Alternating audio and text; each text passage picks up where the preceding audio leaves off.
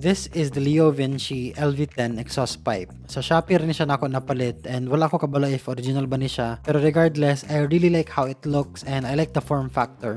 Mao ni siya nga pipe ang naasa kong MTO3 sa una. And since wala raman pud na usab akong taste, mura pud akong install aning Gorilla 450. Welcome to the GRR 450 Street Scrambler Project, Episode 1, Slip-On Exhaust.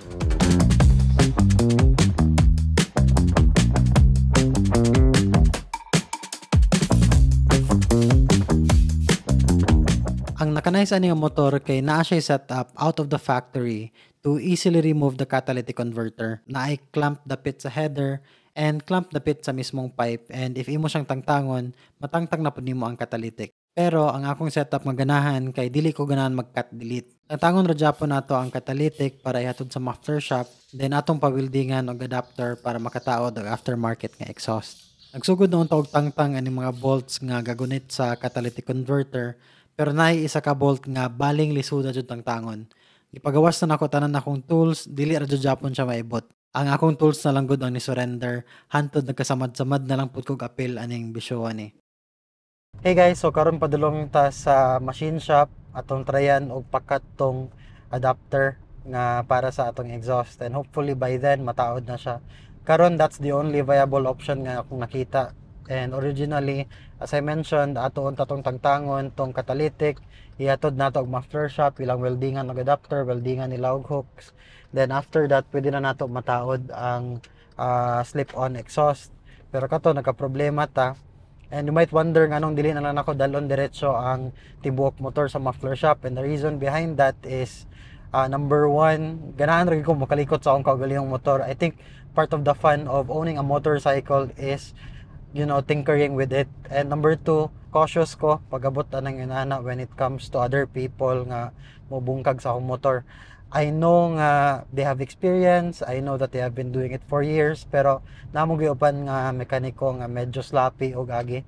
And what I mean by that is, yes, na buhat nila ang trabaho nga dapat nilang buhaton, pero daghan pong mga apan-apan, like dili kayo maayo pagka hugot ang bolt, dili kayo maayo pagkataod balik, dili ka daghan kay garas-garas yung motor after nga nana. I know this is a controversial opinion and this is not a personal attack towards mga mekaniko in Dumaguete, pero I'm not too involved with the motorcycle scene manggod, so wala ko trusted mechanic, so you have to be a little bit cautious. If naa may mga recommendation on mechanics or certain people nga mobuhat og trabaho sa imong motor nga they not only get the job done but careful pud sila nga dili sila magkagaras-garas and all that other side effects nga I mentioned earlier, just let me know in the comment section. Kay moto, my knowledge is really limited sa mga nana diri sa Dumaguete.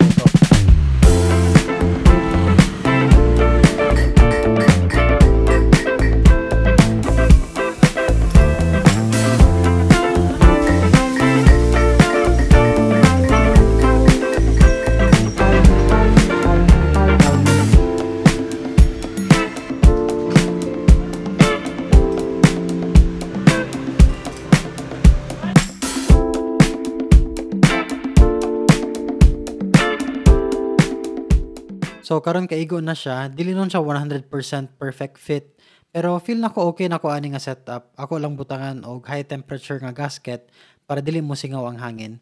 Naara man din nga pamaagi niya gasol-asol pa kog maayo, pero inanana jud na usahay. Nataod na nato siya, and before nato iyon ang makina, ato sang trapuan og alcohol para matangtang ang mga oils nga naa sa pipe gikan sa atong kamot. Kay if di nato nalimpyuhan, mapermanente na nagtapot ng mga hugaw-hugaw diya pag moinit na ang trambutso.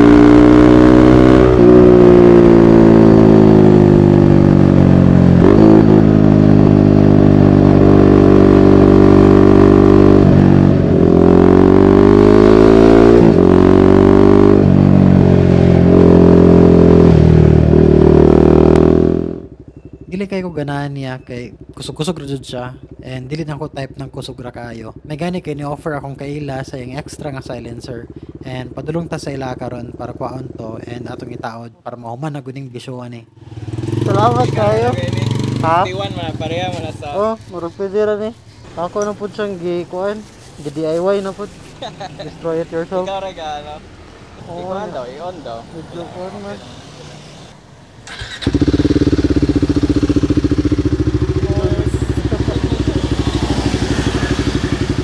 Pag unaw ganiya kinakaana ko mura may sniper tingin mo gawin. Mo bitaw ko lagi ko. Tara na ko tao. Salamat kay bro. Lain na. Kaya pareha na festival na magyapon mo. Salamat kay ni Mark aka Maki Makes Adventure. If you guys are into motovlogs or ganahan mo mo support og local content creators, give his page a follow.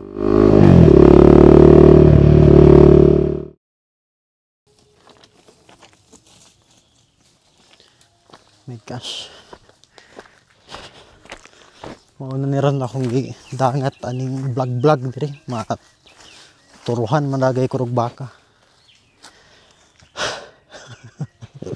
So nataron diri sa random nga kalasangan kay tanto na akong pinangitag asa ta maka-film ani, but anyway mao ni siya ang pipe nga atong gitaod.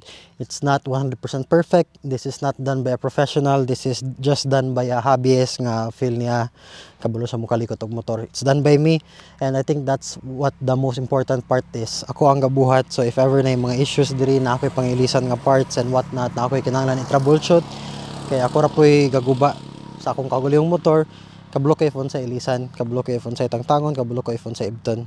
And while it's not done by a professional, I think it looks pretty decent. To be honest, I think okay na siya. If you guys saw in the previous clip, gitagaan tag silencer ni Mark, Maki Makes Adventure, shout out.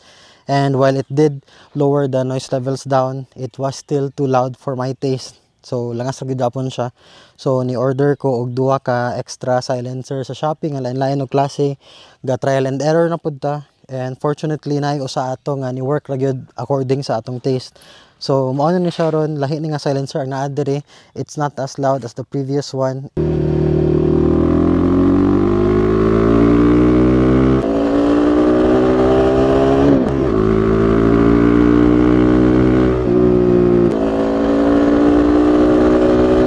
It's also not as loud as the original nga setup nato nga walay silencer. It's really just a little bit louder compared sa stock, and that's what I like. Di ko ganahan nga langas kaayo ang akong exhaust. Pero mo to, thank you for watching episode 1 of GRR 455 Street Scrambler project. Hopefully the next project will be soon, but hinahinayan ra nato siya build kay of course it takes time, it takes financial resources, it also takes a lot of energy pod. So mo to, thank you for watching. See you on the next video.